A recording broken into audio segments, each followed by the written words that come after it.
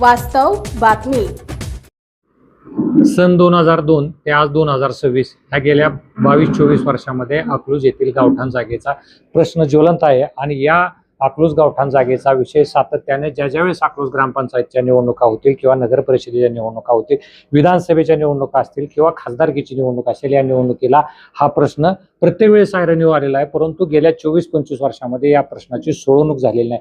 याच प्रश्नाच्या अनुषंगाने अकलूज भारतीय जनता पार्टी व अकलूज नगर परिषदेचे 4 नगरसेवक असतील, त्याचबरोबर अकलूज सोलापूर जिल्हा भारतीय जनता पार्टीचे पदाधिकारी असतील, आरोग्य सेलचे पदाधिकारी असतील आणि भारतीय जनता पार्टीचे वेगवेगळ्या सेलचे पदाधिकारी असतील, त्यांनी आज अकलूज येथे 24 मे रविवारी पत्रकार परिषद घेऊन अकलूज गावठाण जागेचा प्रश्न या ठिकाणी निकाली काढण्याचा सुतोवाच पुन्हा एकदा केला आहे. या संदर्भात आपल्यासोबत बोलण्यासाठी अकलूज नगर परिषदेचे नगरसेवक महेश शिंदे आहेत. आपण त्यांच्याशी चर्चा करणार आहोत.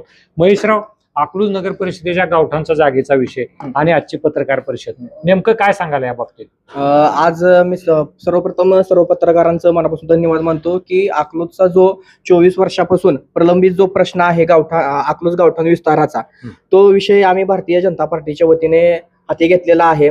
अनेक वर्ष झालं या प्रश्नाला वाचा फोडली नव्हती.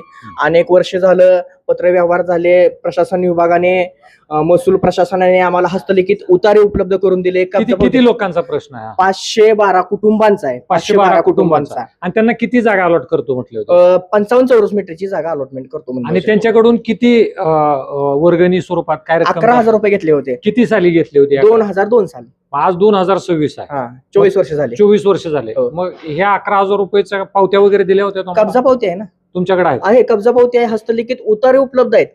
कुठल्या ठिकाणचे ते हस्तलिखित उतारे उपलब्ध आहेत? अकलूज गावठाण. पण कुठल्या? नवीन स्टँडच्या पाठीमागे उदयरत्न टाउनशिपच्या पाठीमागची एवढी जागा आहे की 32 एकराची पूर्ण जागा ही अकलूज गावठाण विस्ताराची जागा आहे. मग ते का अलॉट केली जात नाही, का दिली जात आता नाही? मुळामध्ये काय झालंय, महसूल प्रशासन विभागाने आमच्या ताब्यात जागा दिलेल्या आहेत. त्याची शासकीय मोजणी सुद्धा झालेली आहे. त्याचे सगळे पुरावे आपल्याकडे उपलब्ध आहेत. कागदपत्र पत्रव्यवहार सगळे उपलब्ध आहेत. परंतु महसूल प्रशासन विभाग काय म्हणतंय, त्यावेळेस ग्रामपंचायत होते. ग्रामपंचायतीच्या ग्रामीण भागात असल्यामुळे ग्रामपंचायतीच्या विषय तो त्यांच्याकडे येत होता. पण त्याच्यानंतर ग्रामपंचायतीचं रूपांतर नगर परिषदेमध्ये झाल्यानंतर नगर परिषदेकडे तो विषय वर्ग झाला. मग आताची जे सीओ आहे त्यांना आम्ही ह्या संदर्भात भेटलो. प्रांत मॅडमनी त्यांना पत्र सुद्धा काढलेलं आहे की हा विषय नगर परिषदेकडे अभिप्रेत आहे म्हणून. परंतु सीओचं म्हणणं असं आहे की तो विषय आमच्या अंतर्गत येत नाही. मग तुम्ही त्यांना अल्टिमेटम काय दिलाय का? नाही, आता सध्या काय झालेलं आहे, प्रांत मॅडमनी सीओना बी पत्र काढलेलं आहे आणि त्याची एक प्रत जिल्हाधिकारी साहेबांकडे बी पाठवलेली आहे.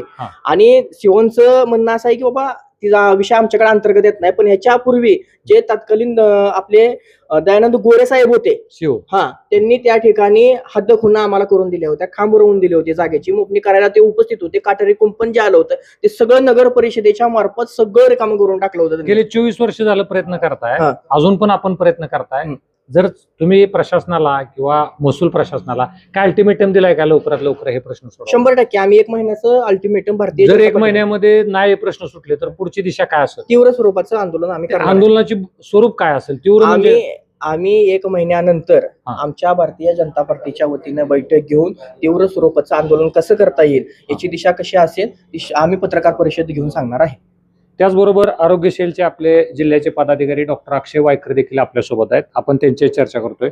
डॉक्टर वायकर, आपण ही अकलूजमध्ये राहता. अकलूजमधल्या लोकांचे गावठाणातले जागेचे उतारे दिलेले आहेत. त्यांना काही ठराविक स्क्वेअर फीट म्हणजे 590 स्क्वेअर फूट जागा दिलेली आहे त्यांना. मग हे आम्ही पाहतोय बऱ्याच वेळा की अकलूज नगर परिषदेची निवडणूक असेल, अकलूज ग्रामपंचायतची पाठीमागे झालेली निवडणूक असेल किंवा नुकतीच आता स्थानिक स्वराज्य संस्थेची निवडणूक लागली आणि आपण भारतीय जनता पार्टी म्हणून अकलूज नगर परिषदेमध्ये एक विरोधी पक्षाचं काम करताय. सत्ताधारी शरद पवार पक्ष, राष्ट्रवादी काँग्रेस आहे सत्तेत. आता माजी आमदार रणजितसिंह मोहिते पाटील हे स्थानिक स्वराज्य संस्थेच्या निवडणुकीसाठी इच्छुक असतील किंवा इतर पक्षातून किंवा कुठल्याही पक्षातून त्यांना उमेदवारी मिळण्याची चिन्ह आहे. केवळ मोहिते पाटलांना आमदारकी मिळते या भावनेतून ह्या आंदोलनाला आता तोंड वरती काढलंय असं चर्चा आहे. याबाबत काय सांगाल? हे बघा, मुळात तसं पाहिलं तर आम्ही ह्या आंदोलनाला फक्त आणि फक्त ही विधान परिषद लागले म्हणून आम्ही काही यामध्ये सक्रिय झालो नाही. आमचा महेश शिंदे सारखा कार्यकर्ता भारतीय जनता पार्टीच्या वतीनं त्या माध्यमातून गेली 9-10 वर्ष झालं झगडतोय, लढतोय. मुळात त्या आंदोलनाला कुठंतरी आता यश यावं आणि आता कुठं आम्ही एक भक्कम विरोधी पक्ष म्हणून आम्ही आता सध्या अकलूज नगर परिषदेमध्ये आलेलो आहे आणि त्यामुळे आम्ही तिथं भांडतोय.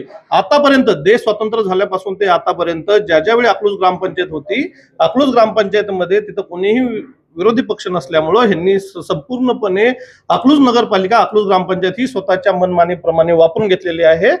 साधारणपणे अकलूज गावठाणचा विषय जर बघितला तर 2002 साली ज्यावेळी अकलूजच्या गोरगरीब जनतेला तिथं राहण्याची, खाण्याची किंवा पुराच्या पाण्याची किंवा इतर काही गोष्टींची गरिबीमुळे जर राहण्याची अडचण येत होती, त्यावेळी अकलूज नगरपालिका, अकलूज ग्रामपंचायत.